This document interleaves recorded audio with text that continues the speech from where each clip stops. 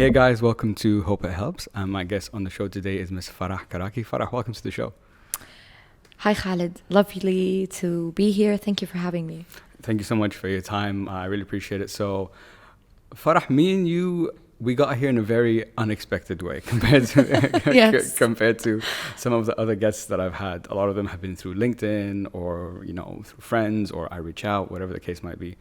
And you actually reached out to me a few days ago, and you're interested, in launching your own podcast all about women empowerment, which I think there's always space for it in the region, and I think it's super interesting. I'm super excited about that, but yeah. I know it still needs a lot of work. Yeah, but don't We'll worry. get there. We'll get there, guaranteed. It's a lot easier than you think. And we were having, throughout our conversation over the phone, I felt there was a lot of chemistry between us. I'm like, there's a nice vibe here, very easy to speak to. Yeah, it was a very flowy, very easygoing organic conversation. Yeah, it was very Yes, organic. yes. And then towards the end, I asked you what you do, and you told me you're in education, and you're working at schools, and you've been in it for over 12 years. And I could tell, you were very, very passionate about it and the importance of education and thinking about curriculums and teachers and kids and schools. So I have a lot of people in my life that have kids about the same age as yours. So I was like, and it's an area that I'm not an expert in, or I'm not very familiar with. So I always like to learn. Inshallah, in a few years, I'll have my own. So I thought it'd be really interesting to speak to you and learn more about, yourself, your experience, your story. But before we get into everything, Farah, why don't you give all of us a little bit of background about yourself, and we'll take it from there. Yikes, it's always very hard to talk about yourself. Or like when someone goes like, okay, tell us about you. And then you go like, okay, what do we say? Do you talk about your personal? Do you talk about your professional? So I'm going to give you a mix of both. Sure. So my name is Farah. I'm originally I'm from Jordan. I've been born and raised in the Gulf region. I studied English language and literature as my BA. And I have a master's in education in TESOL, which I got while being a full-time teacher, and at the same time I had my first child. So I have two kids. Yasmin is 7 and Khalid is 2.5. Mm-hmm. And it's not easy, obviously, to I be can imagine. in teaching and then come back home to two kids. To continue teaching. Yes, that's something actually. And about myself, I'd say recently, maybe over the past 2.5 years, I've been more into my reading, my meditation, my journaling. Mm-hmm. At the same time, I've been more into my fitness and all that. And I think I'm one of those people who can easily say that COVID changed me. It did change the way that I didn't want to go back to living the way I was before COVID. Mm-hmm. Yeah. So I'd say I'm one of those people. And on the professional level, I've worked at different schools in Dubai here, private schools, and I've taught different curricula as well. I'm doing the IB curriculum now, which is super interesting. I'll tell you more about it, I'm sure, in a bit. And I'm very passionate about the education sector, and I know I would say it's very underrated. Underrated? Yeah, it is an underrated sector, or it's not one of those jobs that people know how much effort goes into the execution of the outcome of what happens and how the day-to-day life of teachers. So, but again, in a way, I don't think at this point I can see myself doing something else. Okay. I know I have a lot of other things that I'm interested in, or other hobbies, and as you said, I reached out to you about the idea of me launching my podcast, but as let's say my actual main source of income, or my actual job, or where I go to in the morning, mm-hmm. I love what I do. You love what you do, yeah. So yeah. And I think that was something that was very, very clear from our phone conversation, like the way you spoke about it. And I have in 5 minutes, you gave me some 3 amazing quotes that I'm like, wow, this is fantastic. And we're going to dive into them really? a little Okay, bit. what are they? I forgot.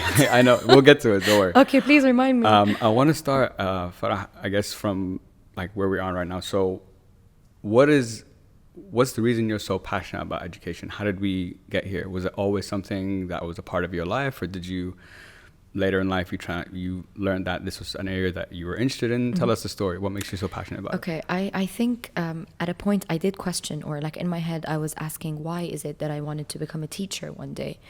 But then thinking about it, I do come from a family that really values education. So Okay.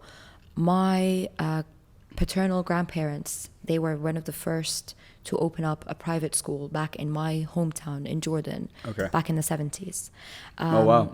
Yes, my aunt has like a PhD and she's like now the dean of psychology and she does her lectures at university.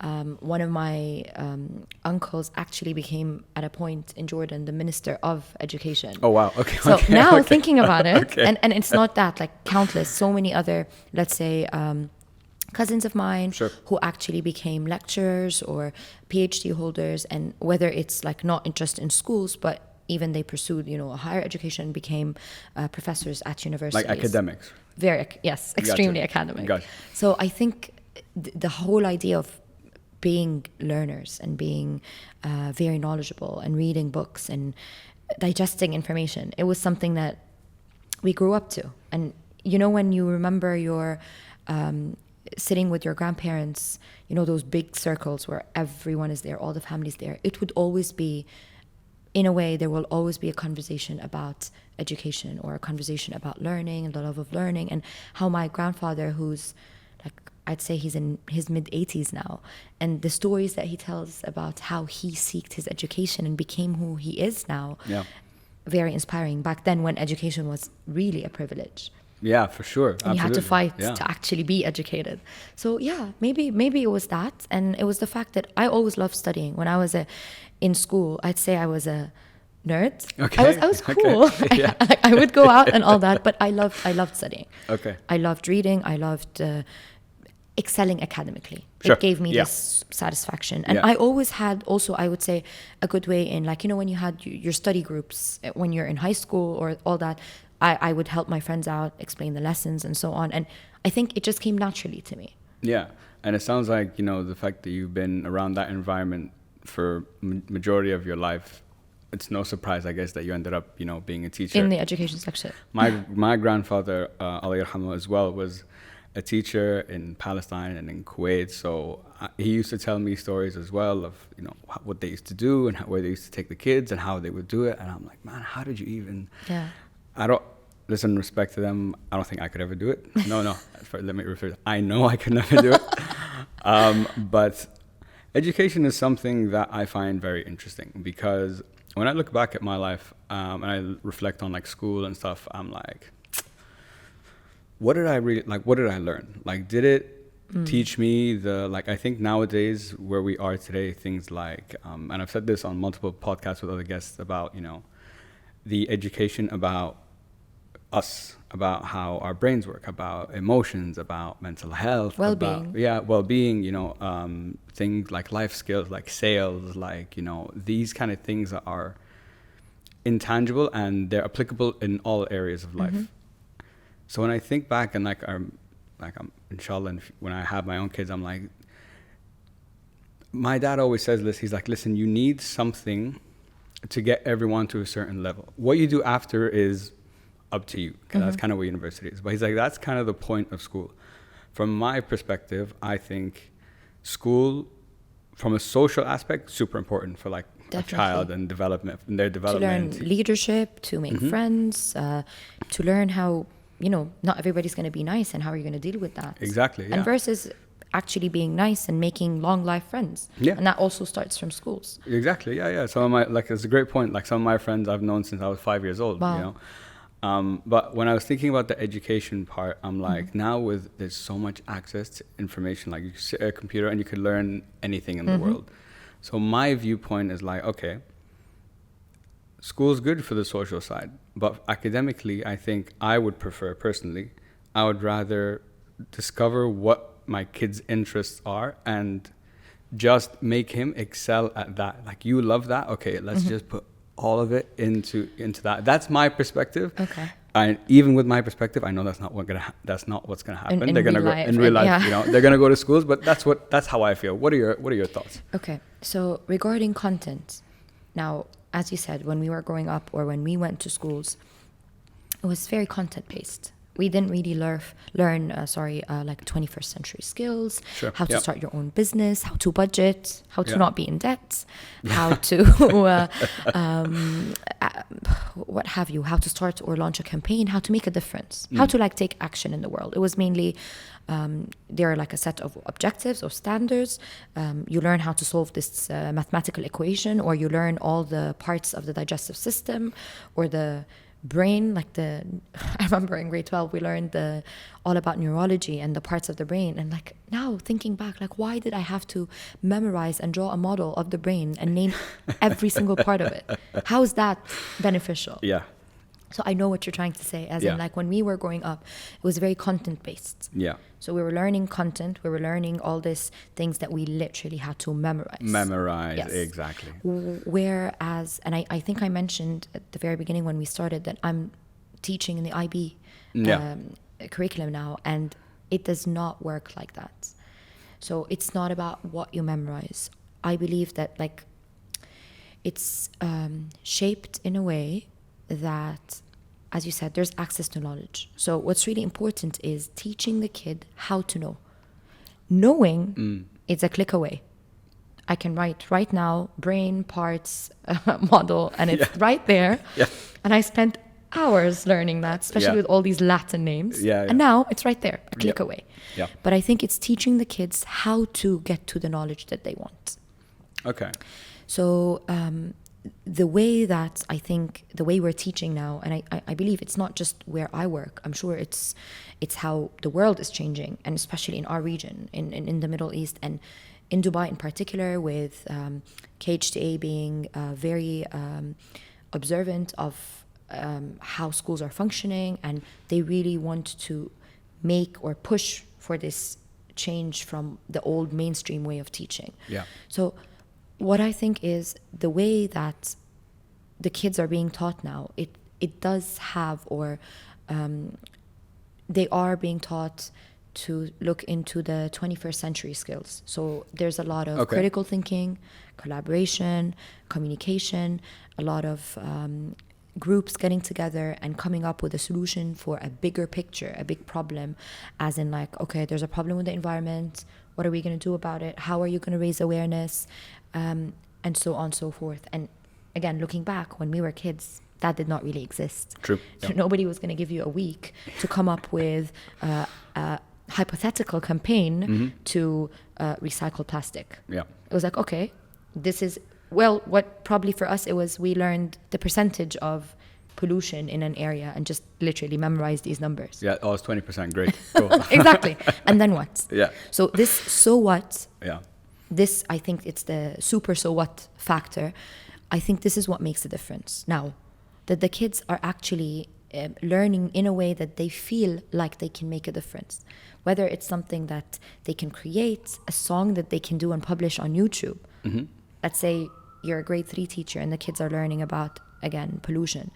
Maybe a group, they would come up with their own song, they would write it, one of them plays an instrument, and there you go. They would feel like they're actually making a difference. And in the meantime, through this group activity, they did learn how to work together, Yeah. collaboration. Yeah. They learned critical thinking. They learned creativity. And they actually did something. Yeah. Again, you talked about when we were in school. What did we do? We did tests. Yeah. We took tests. Exam. And then the exam came back and it would rank you as you're an A student, you're a B student, you're an F student. Yeah. And then looking back, so many people who were with me, like when I was in school, and who were not the A students, they're actually kicking ass in life now. Yeah. So all these grades and all that was the way that we were taught that your grade is who you are, let's say. Yes, exactly. Yeah. In real life, that's not there. And as a mom as well, it's taken me also some time to realize that my daughter does not have to be the best in class. She doesn't have to be the one who excels at every single subject. Yeah. Because when we were growing up, I'm sure that was a big thing in our households and Yeah. our cultures. Yeah, for sure. Everybody needed to be the A student. Everybody needed to get full marks, Yeah. and so on. And then for a mom, for me, and also coming from that culture, even though I'm an educator, so look at the You're kind of, I'm in this. there's like how I was raised and what I know now, Exactly. right? Yeah, yeah. As in, like, okay, she's not getting full marks on her spellings. And you know what she tells me? She goes like, yeah, I tried my best. So simple. Yeah. And I go like, you know what? Like, that's how it's supposed to be. Yeah, that's true. But the thing that's such a great example, because when I was like listening to that example, in my head, I'd be like, as a parent, I'd be like, but did you do your best, or you're just saying that? Do you know what I mean? How do you, is a very fine line to like manage, I think, when it comes to kids. And I think about this a lot, Yani, for, you know, for the future. I'm like, what am I going to do? Like, how should I be? Should I be, I want to, I know what you're saying. You know, am I going to be the strict parent? Or am I going to be like, kind of like what you're doing now, you know, like, what's the word? Not placing too much emphasis, you know, on those kind of things. Well, and I'm trying not to. Well, I'm saying that. I'm telling you. But there are weekends where I go like, no, we're redoing that list 10 more times or whatever. But then I go like, why? It doesn't matter. Because all these words eventually... You'll probably learn them anyway. Not just probably learn them. Even if she can't spell a specific word, I mean, it's a click away. Yeah, that's true. It's all these things. So would I rather want to spend all that time on that, or, as you said, look for what she's really interested at and work on building that skill rather than the content, which is spelling. Exactly. Yeah. And and one more thing that you mentioned or asked about was, like, you know, the well-being and how our brain works and all that. Sure. There's a lot of focus in school now about kids' well-being. Oh, really? Okay. I don't know at all. So this is so new we to me. have a lot of like well-being days. Kids learn about what does it mean to be mindful. What's the importance of sleep? What's the importance of healthy eating? Awesome. That's how it should be. Yeah. Breathing exercises. Oof. Can you imagine? And, honestly, we like go back 10, 15 years ago. We had no clue what the word mindful meant. Yeah. Like, I'm telling you, I remember the first time the word mindful was introduced to me. I think it was my 4th or 3rd year in teaching. And it was a teacher who wanted to have this mindful day for kids. So obviously she's not from our culture. She's a foreigner. And she comes up with this really super nice idea. And a lot of us were like, okay, nice. Tell us more. Yeah. So what does it mean to be mindful? I would never forget that day. Yeah. And then she taught us about it, and then we had to teach the kids about it and we gave them those, like, you know, the coloring sheets. And even back then, it was still very basic. Yeah. Because if you don't know what mindfulness is, it was so hard for you to actually teach it to the kids and get them to do it. But I'm telling you, there's a lot of focus on well-being now in schools. Okay, that's good. And even the way that things are executed, like, there's a lot of, like, let's say, reward systems, praise system. There's very less pressure on kids to academically excel like how it used to be when we were in school. Because remember, when we were in school, there was your A student or the first, let's say, the top 3 in your class. And then everybody else was like, non-existent. Yeah. They had no voice. Yeah. The model student. Right? These 2-3 students, and then everybody else was just like, they're the commoners. Yeah. I was definitely a commoner and a half, so it's fine. But now there's a chance, like, I would say every single kid has a chance or a place within the school community. Yeah. Because it's not just about your academic existence or your academic, not just academic well-being, but there's the social well-being and there's the mental well-being and all that. And it's nice. It's nice to see that even the kid who struggles the most academically can also be part of, I don't know, like the music club.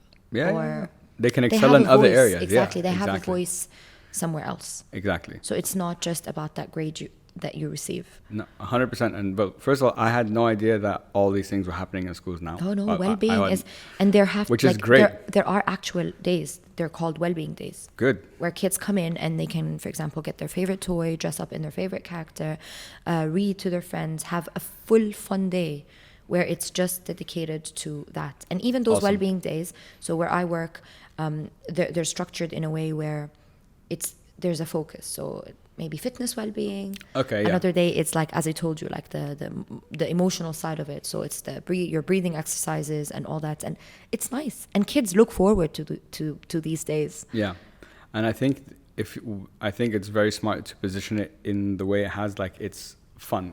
How do kids learn the most? When they play, you know, when they're having. It's learned through play, definitely. Yeah, so when they're having even fun. in the the lower years. Exactly. Yeah.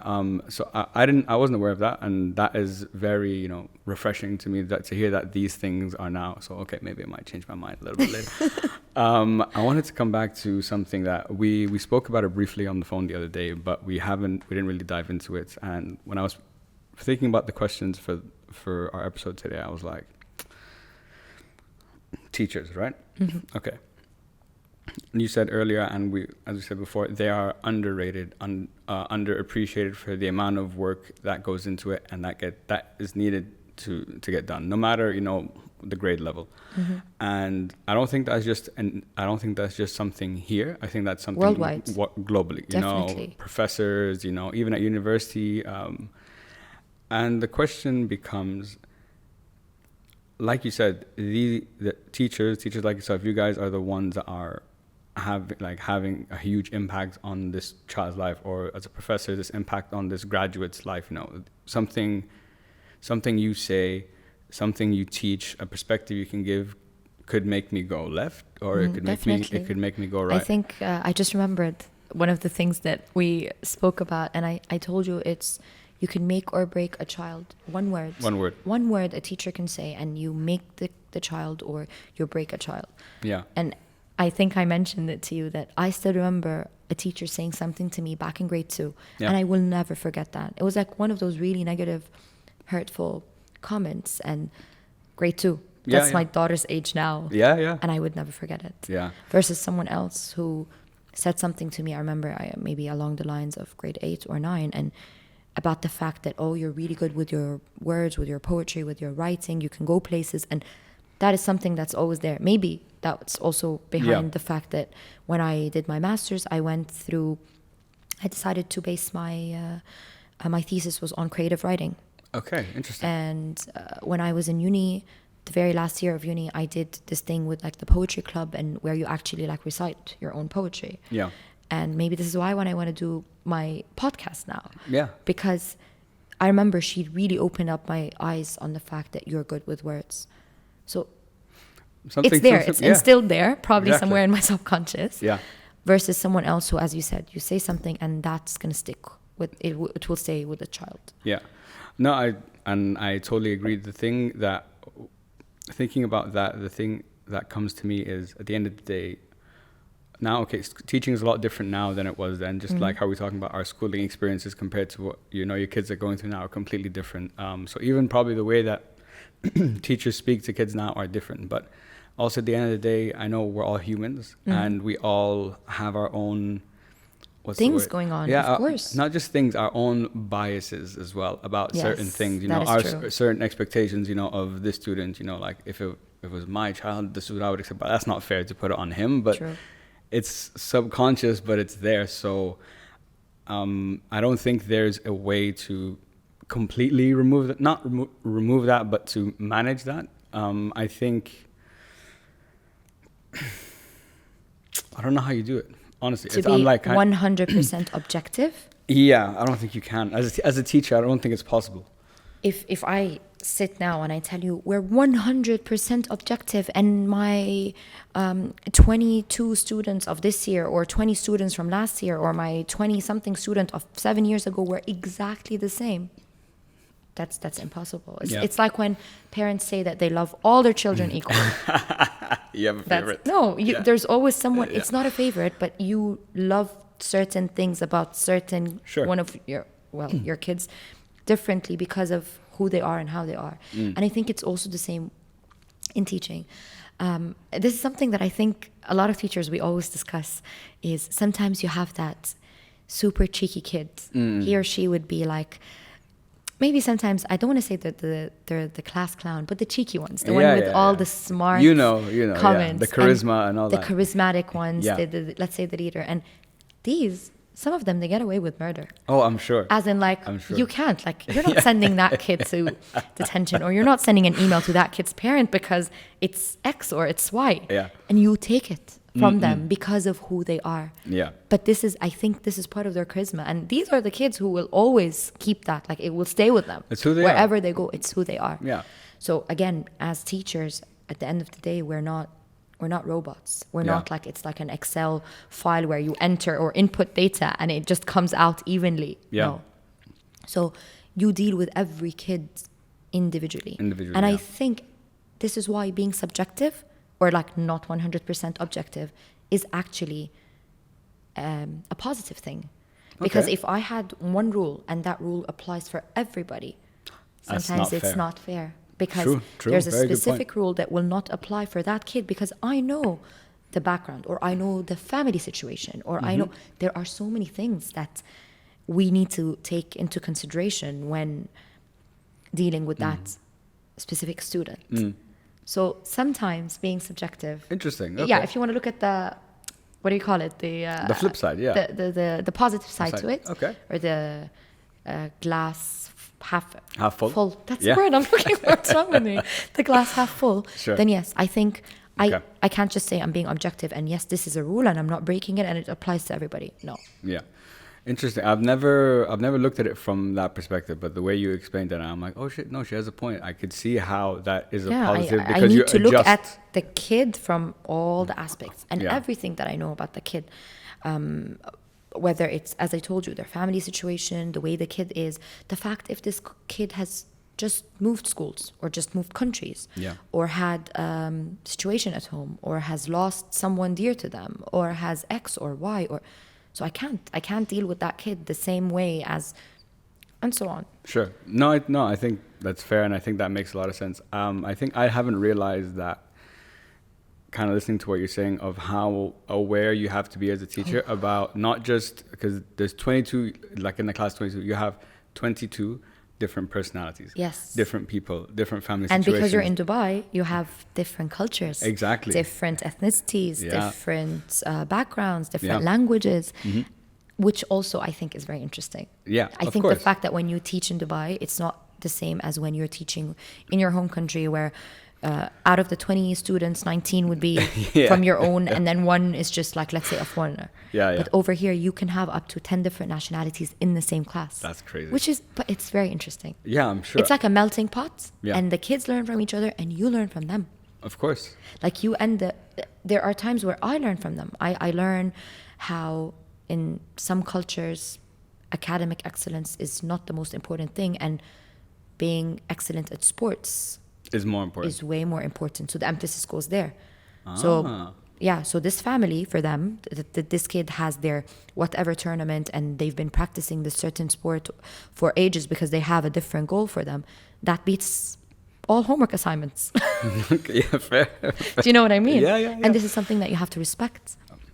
That's true. Damn, Again, yeah, that's coming true. from a background or a culture, and again, I don't want to be generic, but in the Arab world, and especially the countries where we come from, being the A student, the academic excellence beats anything and everything in life. شوف ابني أول الصف. Yeah, and like, course. the engineer, doctor المهندس, syndrome. yeah. Engineer, doctor, lawyer syndrome. Yeah, exactly. Anything outside of these three, Yeah. no, you didn't try hard enough. Yeah. Honestly, I think even when I was growing up, that kind of was like the track for me as well. What was it? Engineer or doctor? Engineer. خلاص. But it's fine. So I started, but the interesting thing was, to be fair to my parents, they never said you have to be an engineer, never. But me growing up, I was always like, I want to be like Baba. I'm like, okay, what's dad, an engineer? And I never in my life thought, mate, so from their perspective, it's like, perfect, we don't have to do anything. He wants to do this anyway. Great. So it's not their fault. But I realized after doing a year of engineering, 2 years of engineering, I'm like, no, this is not for me. And you switched majors. Switch majors. Wow. And I think like, you can find 100 of me that started with engineering and then switched. Like we were full of it. AUD every semester you'd be like, oh, you switched? Like, yeah, okay, cool. Maybe it's not for everybody. No, it's not. It's and not. What I learned though, so that was my time. Now my youngest sister, I only have one. She just left to uni in the UK, and Okay. she wants to study law. And my younger brother wants to study. He's currently studying medicine. So Okay. I'm like, in my mind, I'm like, okay, maybe you lost with me, but the other three worked out. There's engineer. Yeah, actually, wow. You have your engineer, doctor, lawyer. Engineer, doctor, lawyer. By the way, you know, I didn't realize that until just now. Until I just mentioned No, the syndrome. really, I didn't realize that that's what they had. So that no wonder my parents were like, I had this guy. It's fine. It's okay. But I think nowadays, though, to be fair, even when she was applying to university and like the discussions we were having, like she was having with my parents, it's very different because they've learned, you know, like from my example and whatever, and now they're also more aware of like there's a bigger world out there. So there's different ways to be, you know, you can be successful. Coming back to the like why teachers are, you feel, are underappreciated. There's a famous saying, and it's not a very nice saying, but I think this saying perfectly describes Why? that. You know the famous saying, they say, those who can't do, teach.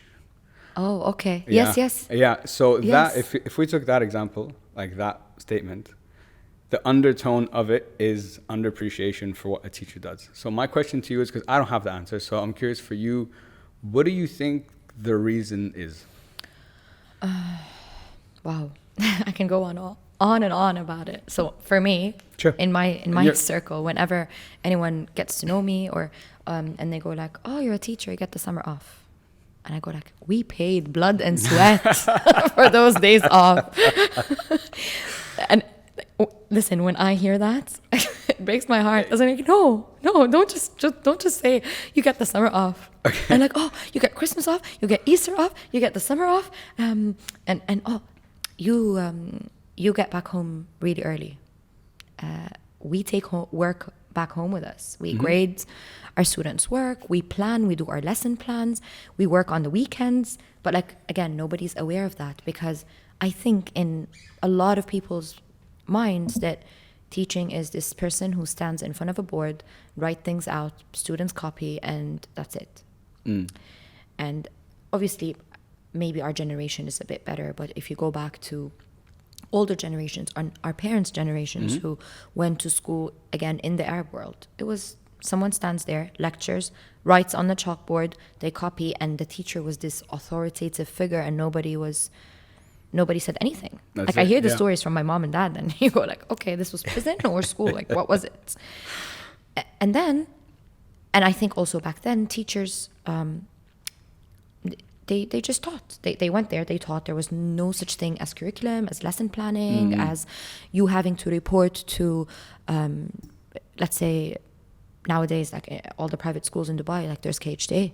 They come and they look inspect, at your right? data, they compare your internal assessments versus your external assessments, and all that did not exist a couple of years ago. And I don't want to go back to my mom and my dad's life, or I would go back to when we both were in school, since we both went to school here. Yeah. There was no such thing as KHD. There was no such thing as inspection. There was no such thing as external assessments. We only had the assessments that were in school. Nobody was coming to schools and looking at their internal data versus the external data and looking at that.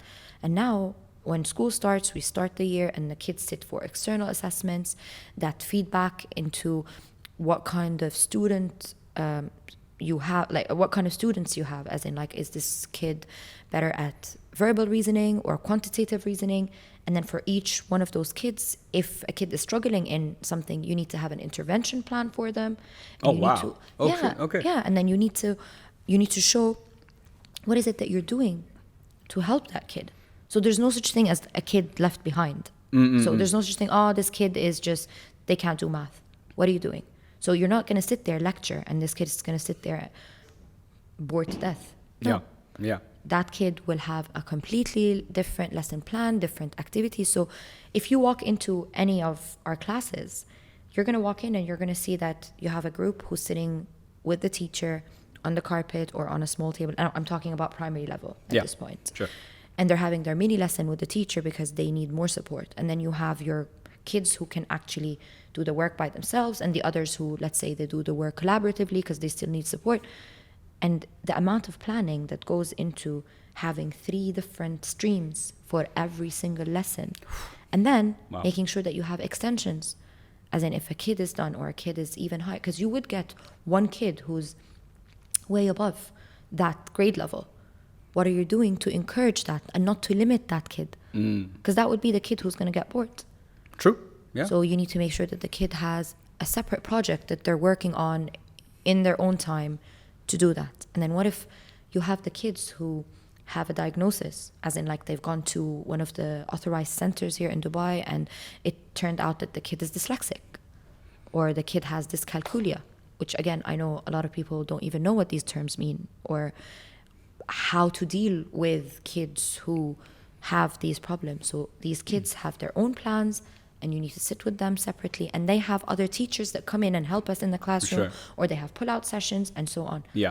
So when you sit and plan, you're thinking of those 20-something kids individually when you're writing those plans. Wow.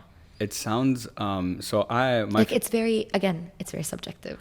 Of course, yeah. We're gonna keep. I think that's I'm gonna keep using that word. But it's the right word, because that's how it is. So my fiance's best friend, she's a teacher at one of the schools here. So. And I think you told me what happened during lockdown, I think, when she was telling you she was working day and night. Yeah. We're gonna we'll get into that. Yeah, oh yeah, for sure. That's my favorite story. Yeah, I'm sure. No, we're definitely gonna touch on that in a little bit. But speaking to her, and like she'd tell me about like what's your day like, what's this, and she would tell me similar things that you were telling me. And I guess from my perspective, I never knew two things. I never knew how much planning goes into it. It sounds, from like listening to you, like having an intervention plan and putting 3 different kids here, and then this guy needs this and that, and you need to be thinking of that while the lesson is going on. So we need to give some more attention here. Yes, or like and this is the thing, you're always reflecting. So you did this plan, it didn't work, what are we going to do? No, I'm going to go back and reteach that concept. And then us as a team, like whichever team you're working on, whether it's if you're a homeroom teacher or just like English, math, or you sit together and you reflect and you go like, no, this did not work well. Let's change it. Let's reteach that concept using this. And then we would be looking at different hands-on manipulatives, platforms that can help us. Things that if you're teaching science, like there are like a lot of platforms where you can, they're not like, I don't want to say they're virtual reality, but where interactive? Kids they're interactive, where kids can actually play around with something to see how it works, like the heart, for example. And we would be like, sometimes I think now thinking of the talks that we have in those meetings, if someone's just looking up and is like, those people are crazy. They're getting excited over stuff like that. But you know that moment that every single one of your kids achieves the objectives and they all get it. Even the ones who are struggling, everybody gets it. That triumphant moment. That must be so satisfying. It counts for a lot. Oh yeah, I can imagine. And you go like, okay, thank God. Time was not, those hours spent were not wasted. Sure. And I'm not here to tell you that it's all beautiful and rainbows. Oh no, absolutely not. There are so many days where you get frustrated. There are days where you go in and you haven't slept well yourself, and then you have to mind the 20-something kids. And it's not one of those jobs where you can just sit and say, okay, you know what, nobody talked to me, I need to get my coffee and I'll start responding to emails at 10 a.m. No, you don't have that privilege. You have to be like on 7:15, you're on your toes. That's it. That's it, You're standing there greeting the parents, greeting those kids, because it's not their fault that you had a bad night. No, or you fought with your partner in the morning. Or True. You know what I mean? That's true. So, yeah. So I'm so happy you brought up the parents, because I wanted to get into like that side as well. So one thing you said to me on the phone, that she's like, you're like, in order for, like, I don't know if it's a school to be successful or a child to be successful, there has to be an alignment between the parent, the teacher, and the child. Yes, definitely. And I guess that can, because I can imagine parents can be extremely hectic and very challenging. So, because you might say in class, this is how, you do this. Like, let's say it's a history class, and you say, this happened at this time, whatever, and this is how you should think about it. Then they go home and like... Can I interrupt you right here? Yeah, right please, there? please. You saying this is you not being aware of how things happen in classes now, or how we teach. Yeah. I don't say. Yeah. As in, like, the kids, they scan a QR code, they watch a video, or they have to read a book about how something happened. They take their own notes. The whole point is for us to be there as facilitators. So there's no one point where I stand up and I go like, World War II happened in here. This is what I'm talking about. No, that does not exist. Okay. Well, I'm thinking of... you're thinking of the old setup of an old classroom. Yes. And how oh my God, those history lessons. Horrific. So I'd be saying, I'm like, I don't care. It's not even, I don't even know these guys. I'm still traumatized by that brain model. Yeah. With them. And there's one word that I still can't say. What was it? The thing that connects the left to the right hemisphere? Cerebellum.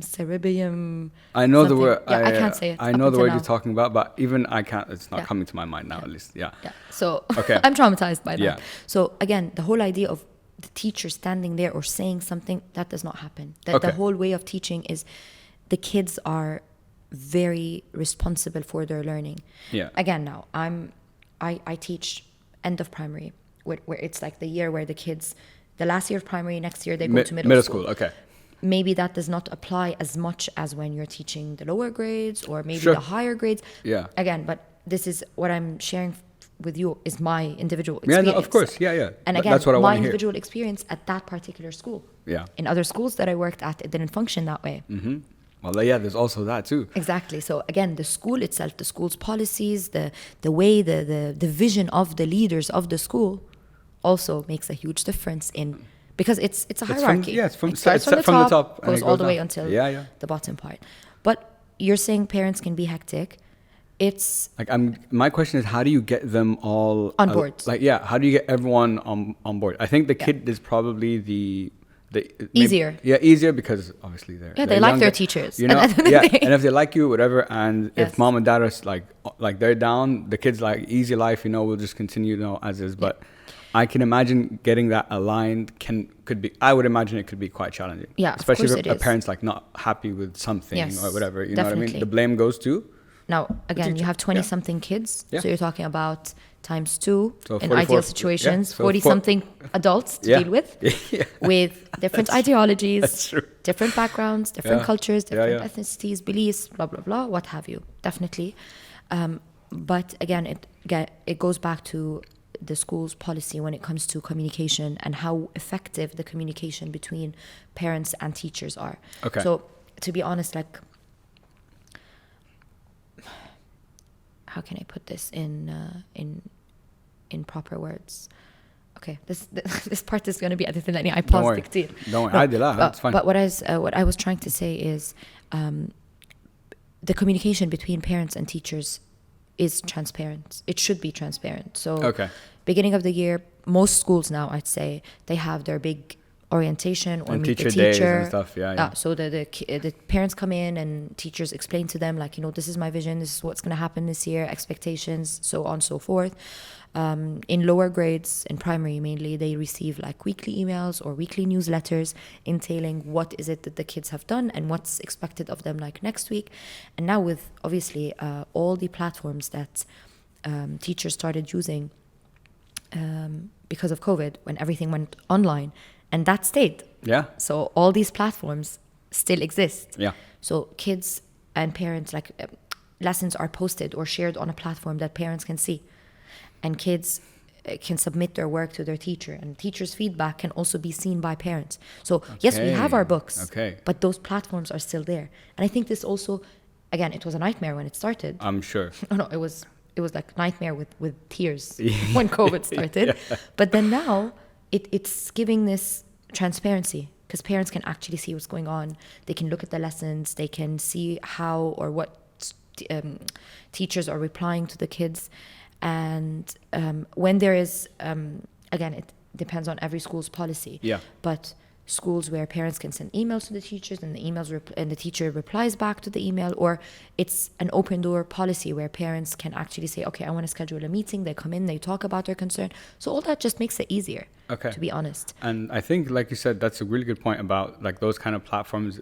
I think it makes the parents feel, number one, more involved. Yes. So the more like on top, they're aware of what's going on with my kid. How are they doing? What's going on? What's the teacher think? You know, where can we improve? And there are so many also, like, how many times a year we have like the parent-teacher conferences. Of course, yeah. And Oof, again, I used to dread those. oh no, see, again, let me tell you about the magic of how world changed. Please tell me. Remember when your Yeah. parents used to come in You and sit they'd down, sit like head down, and like, and please we go don't say like, anything bad. ابنك هيك عمل, your son did this, your son did Yeah, that. yeah. da, da, da. I remember Yeah. because I was the nerd and my brother, who's 1 year younger than I am, he was the rebel. Ah, okay. So good. my mom would go That's in. my guy. Oh, he was, oh my God. So my mom would go in and they'd be like, oh, Farah is this, that. And Khalid, my brother's name is Khalid. Yeah. And my mom would go like, no, I'm not Khalid's mom. They're like, no, you're like, he's Farah's brother. No. She's like, I have to leave. No. And she would literally want to say, guys, I can't deal. You're Yeah, going to yeah. tell me that he did all that. I'm not his mom and so on. Yeah. But now that's not what happens. There's no Okay. such thing as bringing the kid and the parent in and being like, your kid's behavior is this. These are his grades. Good job. Or we don't do that. What we do is, and I'm sure like at two of the schools that I worked at before and where I'm working now, we have, it's more of like a conference where the kids share their learning with their parents. So Okay, interesting. yeah, actually that, like in where I work, we're having that in 2 weeks from Okay. now. So we're prepping for that now. So the kids look at 3 different targets or 3 different outcomes from, like, let's say English, math, and their unit of inquiry or science. And they go like, this is my target. This is how I want to achieve it. I know I need to work on division, mom. So I think that I want to work more on the platform. Like, we have platforms that help kids work on math, for example. So the kid would say, okay, I will work harder on this platform because I know this is how I'm going to get better on division. So it's mainly the kids setting their own targets, sharing those with their parents. And again, the teacher sits there as a facilitator. Yeah. Again, you help your kids set that up because course. in primary, Yeah, of course. sometimes it's not easy for them to actually talk about their targets or what is it that they need. So you help them figure out that, okay. And also there's celebration of what the kid knows. So the kid can actually show their parent, oh, you know what, this is what I did. This was my last project where I worked on, I came up with the concept of selling something. Let's say it's a unit on economics. And this is how we pitched it, and I made this advertisement for it, and this was our slogan, and this is what we did. So it's very different to the ones we used to not have. the ones where you sit and then you go back home and you get punished. No, not that kind of parents meeting. Wow, things have changed a lot. I'm telling you, like, I'm shocked. The way you're now, the things. questions you're asking me, I think this is the reason why teachers are underrated, because and I mean, it's not your fault, but nobody knows about these changes unless you have a kid that goes to school. Yeah, then of course, that makes. Do you know what I mean? Yeah, that makes sense. So I think I just shocked you with these 2 pieces of information. I'm very, very taken aback. Honestly, I have no idea. Like, all my cousins have kids, but obviously I don't ask them like these. Yeah, they're not going to tell you that. Yeah, you know, because I'm like, why would Khaled want to know about this? Exactly. But it's nice. Like, for me, I look forward for, like, let's say my daughter's conference, because she gets to show me her books. She tells me about what she's learned. She shows me how, and it's eye-opening. Like, well, usually because I work at the school that she goes to as well. Yeah. So I'm there doing all that. So I think last year and after COVID, parents were allowed to actually come back to the building. School, yeah. So when her dad went in and he realized what she was able to do and how she shared her learning, and he was in shock, because I think, just like you, he doesn't really know the day-to-day things that for sure take place inside of a school. And he was shocked that, so she was 6 years old last year, and she was able to say, what did she learn? How did she learn it? And this is something that I need to work on more, mom, and so on. Okay. Very, very interesting. I literally had no idea. I've been taken aback completely. Good. I'm happy. You know, I love sitting like learning, with my friends and telling them that, guys, this is what we do. Again, I'm going to be very dramatic now. Okay. But there's this saying or quote or something that says, teachers have to take on-spot decisions more than a neurosurgeon does. As in, like, things happen on spot. You're standing in the class, something happens, and you have a kid here who fell, and a kid here who's bickering with someone, and someone else who's this, and this one needs help with math, and you're taking these decisions as you go. You have to be so aware of everything, right? And you're not just sitting there and, okay, something happens, someone sends you an email, and you have time to think about it. No. There are some times where you don't have time to think about it, and you need to take a decision right now. Yeah. Again, this is a saying that I'm not like, okay, you know, I'm going to cut a nerve and someone's going to be paralyzed. Yeah, but I get what you're saying, though. I understand. And I said, I'm being dramatic. You did fair. That's fair. I gave warning. Yes, you did. To the so listeners. that's fair. I accept that. Okay, so the question I had for you, the next question I wanted to ask you, Farah, is, let's say now I'm a parent, right? I have my kid, he's 3-4 years old, whatever. It's their time to go to school. I think this is something that is this would be very useful for a lot of people to hear is, number one, how do I pick the right school? Like, what are like the criteria I should be looking at for my child, number one? And number two, let's say, okay, I've got the school now, and like I meet the teacher. What should I be, looking out for to give me comfort that this is the right person to be teaching my child? Okay. Because I think those two are very important things and very relevant to a lot of people. I'm sure. Now, the very first thing that I can share with you from my friends around me who try and pick schools for their kids. Yeah. Now, again, KHDA made everybody's life in Dubai easier by having a website where you can go and literally check out the report on every single school. Okay. So it's a 22 to 26 page report. What, is this a yearly thing? Yearly thing. Okay. Yearly inspection. Okay. And it gives the rating of the school, every single subject, and how the inspectors rated the core subjects, the specialist subject. How is this school in terms of dealing with students who have special needs? How is the school in dealing with things related to assessment, attainment, progress? How is the school even rated in terms of health and safety, like the building itself, the leadership team of the school? Is it effective? Is it not? And so on. And obviously, you have the fees structure in that report. I'm not sure if it's in the report, but it's on the website. Sure. And you can literally, if inspections, let's say, started in Dubai, maybe in 2000. I'd say 2010, 2012. Okay. I'm not sure of the date. I don't want to be giving wrong dates, but that's... It's been about a decade, average. Yes, plus of or when minus. KHDA was established. Yeah. And you can read all these reports for that one school. Oh, wow, okay. So you can look at the progress of the school. You can look at why was the school rated, like, let's say, acceptable for 5 years, and then all of a sudden it started going up to good and so on. Or why was it good and then it went down and so on. But then again, the very first thing when you come to choose the school, and let's be very transparent, is going to be the fees. Yeah, and the fees here are pretty, super high. I'm gonna keep my words very clean. Ridiculous. Yeah, it's very high. They call, because I'm remembering, I'm like, putting a kid 40K. in like, It starts per year? You have per year for like KG. You have schools where it can be 20K, 30K, but let's say if you're looking at ones that have the really good inspection reports. Yeah. What, 100? No, it would be 40. Like if the KGs. KGs, yeah. Yeah, it would be 40, 45, so on. I'm going to be super blunt with you. Yeah, please. Like my daughter goes with me to school, and like as a teacher I get the privilege, because some schools they do offer teachers discounts. Sure. Some of them give you like one kid for free and so on.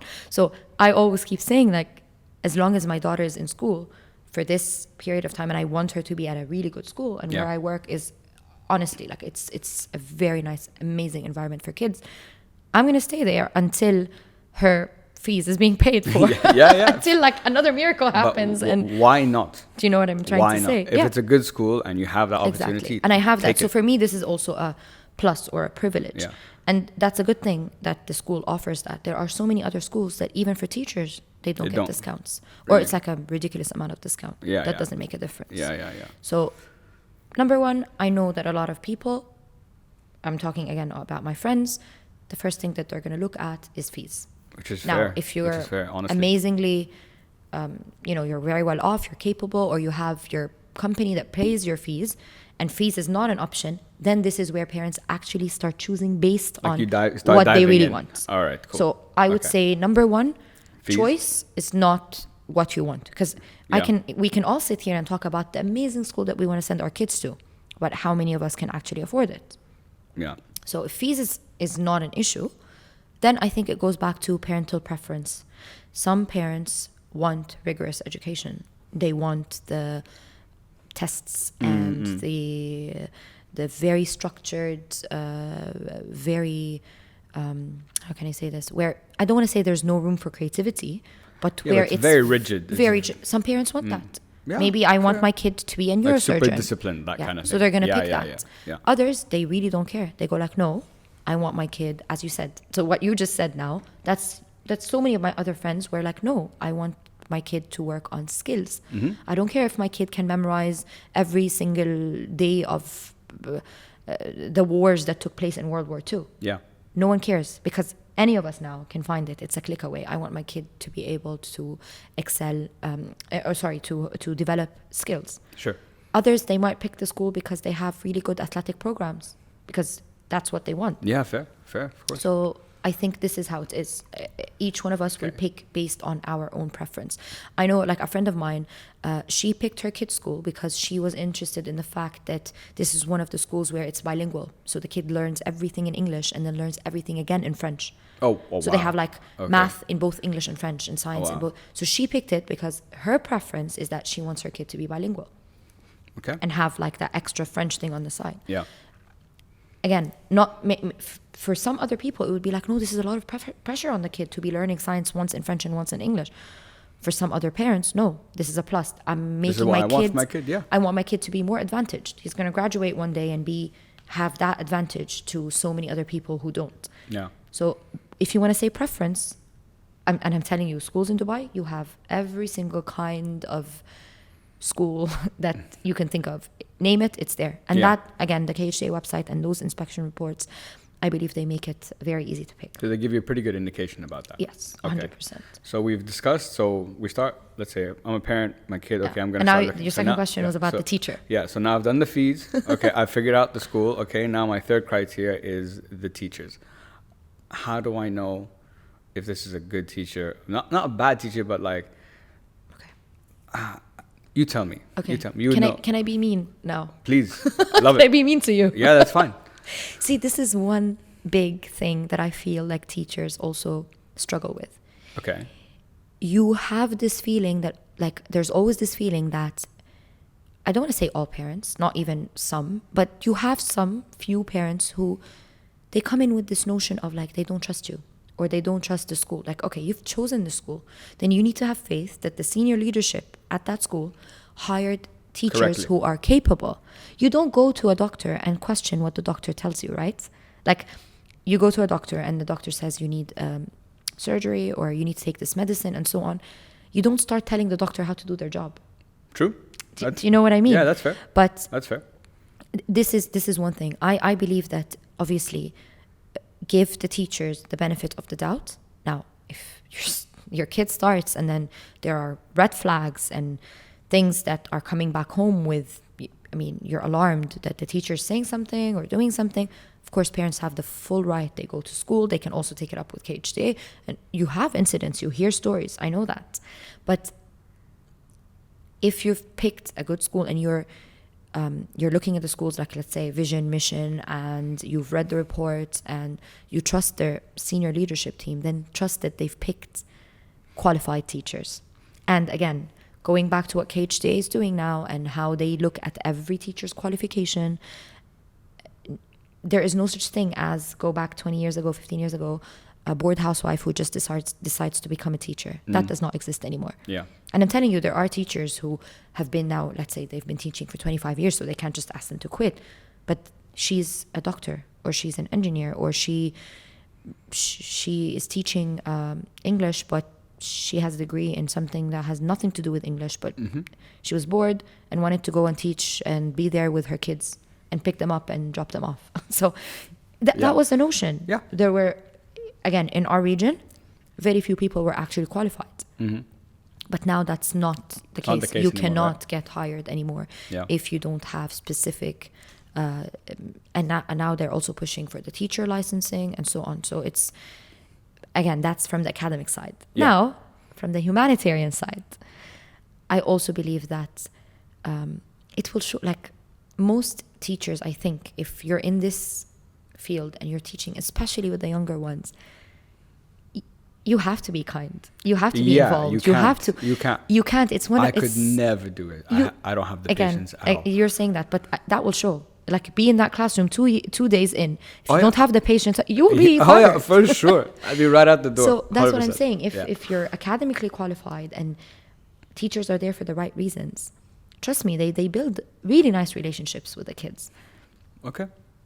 So it will, I'm sure, like, as a parent, you sit there, you talk to the teacher, you ask the questions, and if there's a red flag, it will show. If not, it will show with time. But most of the time, I believe, just have faith. Yeah.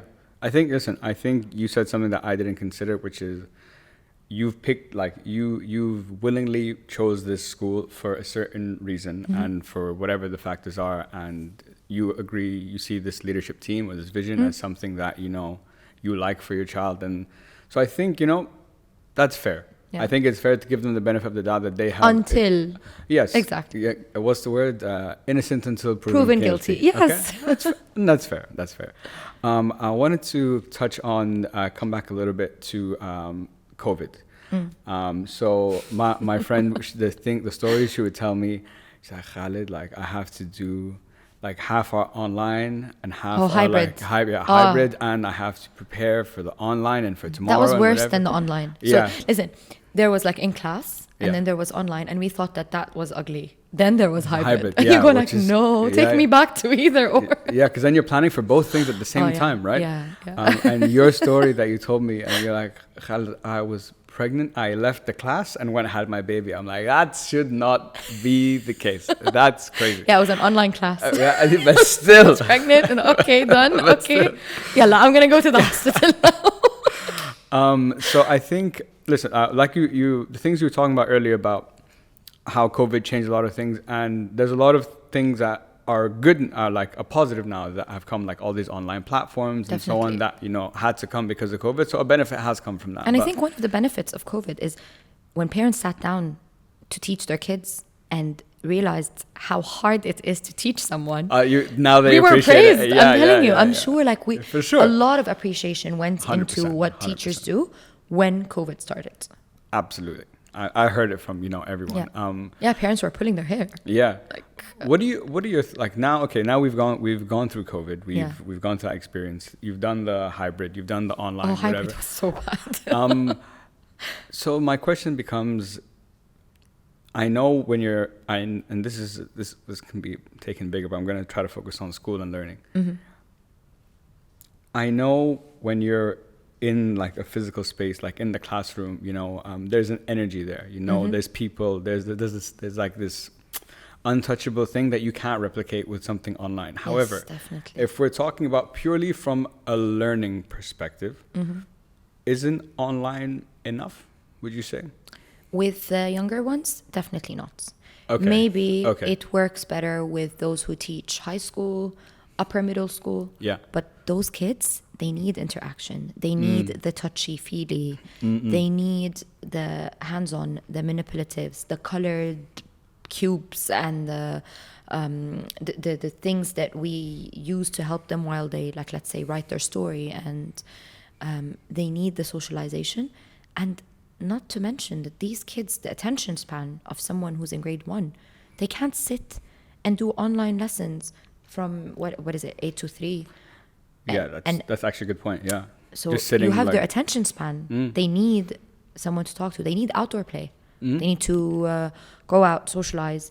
They have energy. They need to run. They need to let out the energy. Yeah. So online learning, maybe with kids who are in, and again, I'm not a high school teacher, so this is not me talking or speaking from experience. Maybe for the ones who are in grade 11 and 12, and then they have to go to uni one day or college right after, and they need to be like 100% independent. Maybe this was a good training for them. As in, like, now you're really that's what like my responsible. sister had to do, for example, for a year. Yeah. Exactly. So she had to be 100% responsible for her own learning, because in real life, when she goes to college, nobody's going to be like, oh, you didn't submit your homework, please do it. You're on your own. So maybe that was easy. But I'm telling you, for kindergarten, so can you imagine a kindergartner doing online learning? Like, it doesn't really work.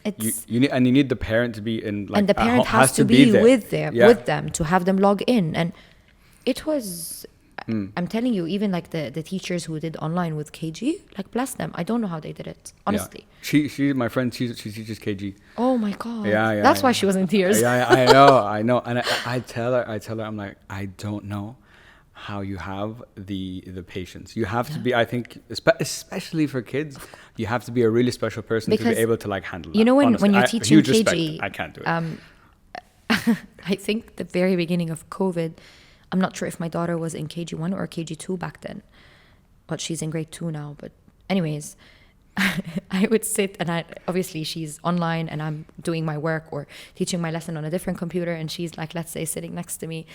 And then I would be listening into the conversation, and you would have these kids pop in and be like, Miss, can I show you my new toy? Miss, because like, you know, now they're talking to the teacher, but they're in their own homes. And the teacher, bless her, I still remember how patient she was with them. And she'd be like, oh yes, please show me. Oh, that's really nice. Can you show me this, the last 5 minutes of the lesson? I promise I'll call you again after 2 so you can show me your toys. But now we need to go back to addition. So that was hell for them. Yeah, and I can't even imagine. I don't know how. I'm a person that I feel like I know myself well, so I know my limits. So when I see people doing things that I know I can't do, huge respect, you know? See, my friends, they always tell me, how can you deal with kids all day and then you go back home and you have your own kids? Yeah. How do you do it? And you teach your kids. Yeah. So because you're a teacher, you I don't know if this becomes like, for me, it's OCD, because I know like, oh no, if you don't do this, then this might turn into something bigger. And then, no, you're not missing out on this. You need to, and again, but if you do it and you love teaching and you love the kids and you love this, because there's no boring day in teaching. No day is the same. Yeah, I can't so it's not this mundane job where you sit behind a desk. Every day is different. Yeah. And I think for someone, like I'm someone who gets so bored so easily of anything and everything. So I don't think I can do a normal job where you sit behind a computer from just like 9 to 5. No, I don't think I can do that. Yeah. It's impossible. That's fair. And you're interacting with people. With the kids, with their parents, with the adults that work with you. And it's fun. There are fun days. Yeah, I can imagine. Honestly. Yeah. There are days that are ugly. Absolutely. There are days where you realize that you haven't eaten. Yeah, I can imagine. Because there was not a single minute. You're just running around like nonstop. And we run. Right? I'm telling you, there are days where we are really running around. That's good. We get the steps in too. Oh, That's yeah. good. Oh, our steps are in. Like now, this year and actually last year, they moved. My colleagues and I, they moved our classes on the second floor. So we're up and down between ground and second all the time. So our steps every single day, beautiful. 10,000, easy. Oh, yeah, easily, like that. So that's easy. Beautiful. No, that's awesome. Farah, I just have a few more questions for you. Yeah. First of all, I wanted to ask, so you've been in education for about 12 years now, right? So when you went into it, I'm sure you had a certain perspective or outlook on what it's going to be like, how is it going to be? And here we are now 12 years later. So my question to you is, how has your perspective changed from then to now? And I guess, what has been maybe the most significant change? Wow, that's a tough one. Okay. When I started, I was also very young. So I started teaching when I was 22. So I also need to be subjective in my answer, I need to be objective and not subjective and say my perspective changed, not just because the teaching changed, because I changed. I was a kid myself. Of course. Then now I'm like 12 years in and so on. So 10, 11 years now. I'd say it's, COVID happened and that changed everything as well. In between, the world changed. There was a lot of focus on, as you said, well-being and mental health and kids being active and all that, the things that also like Dubai brought in. I know it sounds weird and you're going to tell me how's that related, but you have like the Dubai Fitness Challenge. Do you have any idea how that went into education and went into schools? It was a big part of schools, for example. So all these things that you look at the bigger perspective and you see like if the country itself or the city is moving forward, that's also... It's going to pull everything forward. And that's, I think, what happened because when I started teaching, there were teachers at the school who have been there and they've been teaching for 15 years before, like senior teachers. And all the 15 years, they were like, it was the same. Nothing changed. The same mundane job, the same way of teaching. And then when KHDA started, all these inspections started, bringing in all these all these external assessments, all this pressure on like there are certain standards and the bar has been set up so high, high standards, and that's just moving everything forward. So I think that also changed. So I feel like there's no room for slacking. There's no room for saying that you're in this job because you get the summer off and you go back home early. No, if you're in there for that reason, I don't think that works. It's what else? Wait, خليني أفكر لأنه Don't worry, take your time. على موضوع okay, the question. Yeah, it happens. Don't worry. ضيعت شوي. So السؤال كيف أنا my perspective changed. Yeah. How has your perspective changed, I guess, from when you first started teaching to now?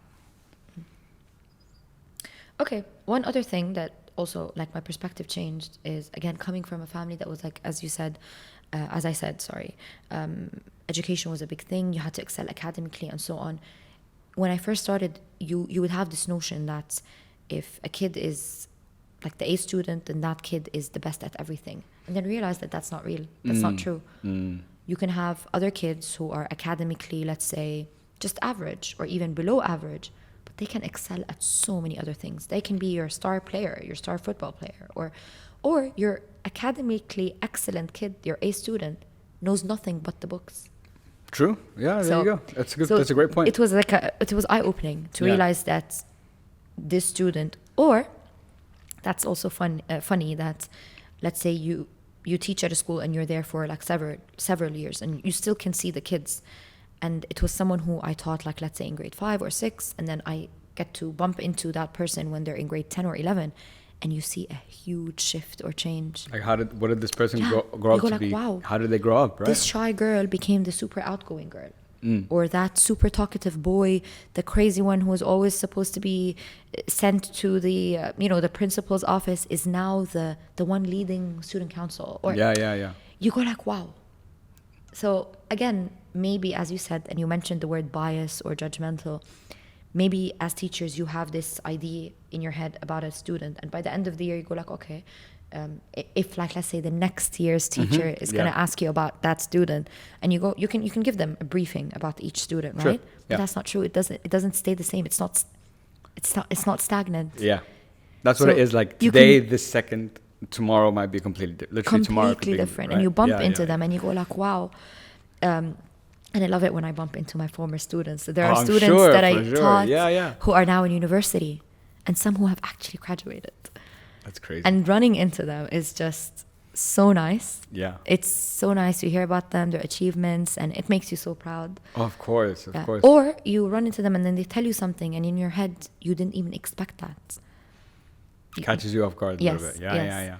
So yeah, I think my perspective is the fact that when I started teaching, I didn't know how much this job has so many things that go around it. Yeah. And it teaches you. And it makes you humble.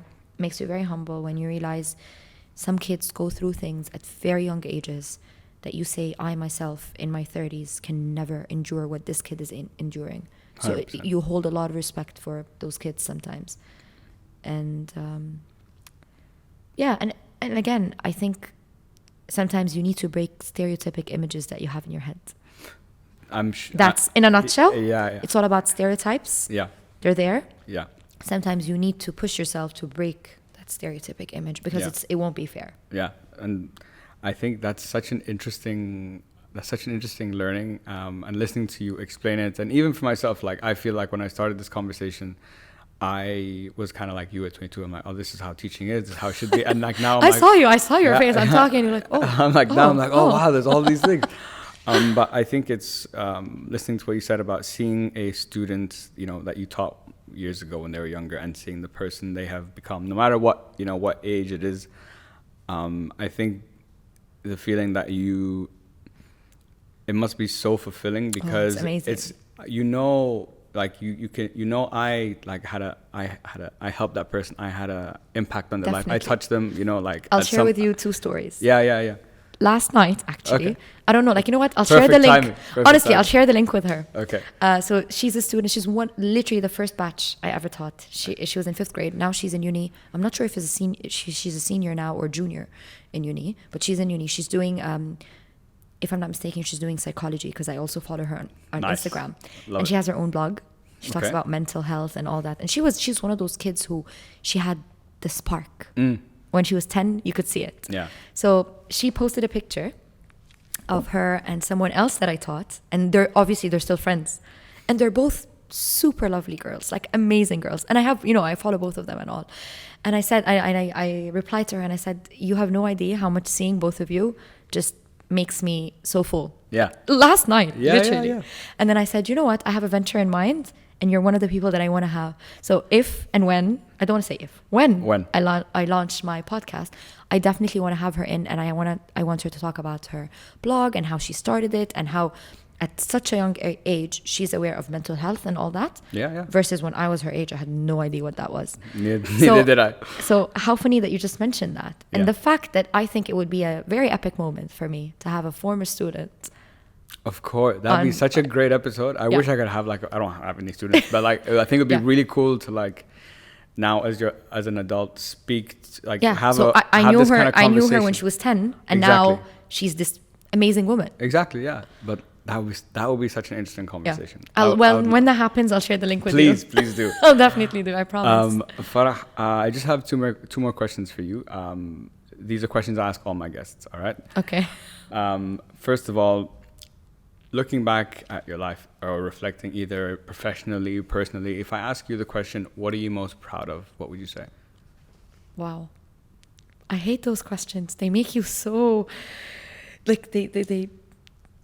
make you want to dig deep. And what am I so proud of? I'm definitely proud of my kids, proud of who they are, and proud of the fact that, they tell you it takes a village to raise a kid, to raise a kid, and the fact that I know I raised my kids away from family, and who they are now, what they are, how they are, and I love them with every single of course. being in me. Yeah. You're gonna make me cry now. I'm proud of them. I'm definitely proud of my kids. I think, I don't want to say they're an achievement, because this goes back to the idea that parents think they own their kids.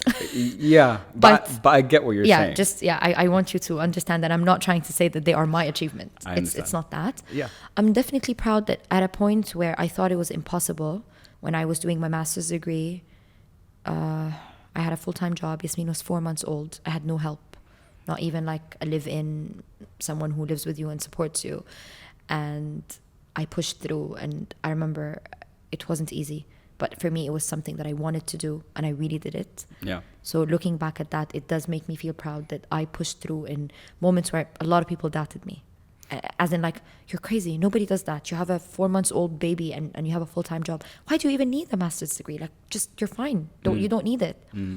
There's that.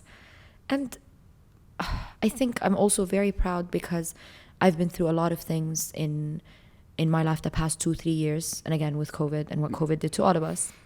Yeah. I'm telling you, Khaled. Oh yeah, for sure. And I pushed through as well. Yeah. And I became aware more of who I am, and let's say I've delved deeper into my authentic self, and I'm trying to be more aligned with who I am and what I really want, instead of just putting up pretenses all the time, or doing what is expected of me. What is expected of you? Yeah, no, absolutely. And that takes a lot of courage to break from that. Oh, for you.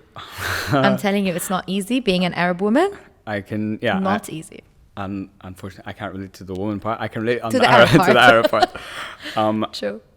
It's really interesting. A lot of times when I've asked that question, a lot of times, more than I'd say half the time, people talk about their kids.